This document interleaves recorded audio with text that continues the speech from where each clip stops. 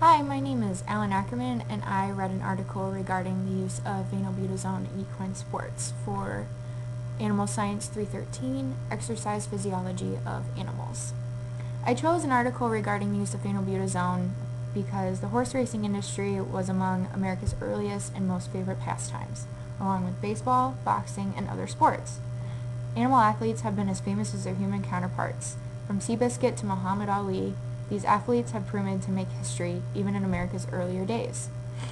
However, as recent as early decades, both sides of the spectrum, whether it's an animal or human sport, have pushed the boundaries for drug use in the professional sports realm. First of all, I'd like to start off with describing and informing of what phenylbutazone is. It's commonly known as bute to many. It is the most common nonsteroidal anti-inflammatory drug, or NSAID. There are others such as Banamine, but again, it is the most common NSAID prescribed to most horses. There are several different forms, from IV to pills to paste, and is typically used to reduce swelling in minor cuts and lacerations, as well as maintain a pain regimen in chronic and acute lamenesses. The history of the use of phenylbutazone with respect to the article, it began in the 1950s, being used in veterinary practices, but was finally approved for use in 1959 by the racing industry.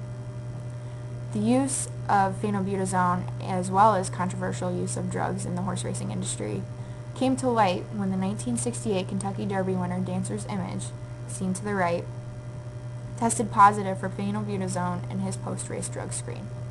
Despite this controversy, the National Association of Racing Commissioners in the late 1970s dictated that if the amount detected did not exceed the amount prescribed, it was considered acceptable. The issues of using bute and other pharmaceuticals in the racing industry stems from the question whether or not the drug is masking acute or chronic lamenesses. Although it's not considered an anabolic steroid, if it is found in high enough levels, it can help an injured or possibly injured horse compete, as well as pose long-term side effects. These side effects have several dependent factors that play into these, as well as type of activity, horse's age, and length of use. However, these parameters should not be discouraged from using this drug appropriately. The findings in this article discussed and concluded that after 24 hours, a horse is considered free of the drug's effects if at or below 4.5 milligrams per kilogram. Each of these findings have outlined the parameters for its appropriate use, whether it's before a race or an event. It is also advised within the article to administer the advised dosage up to 24 hours prior to the activity in order to maintain safe as well as effective levels. This is the article I researched, and it covered and discussed the history of phenylbutazone, its use, the issues associated with its use in history, as well as many scientific findings also associated with its use.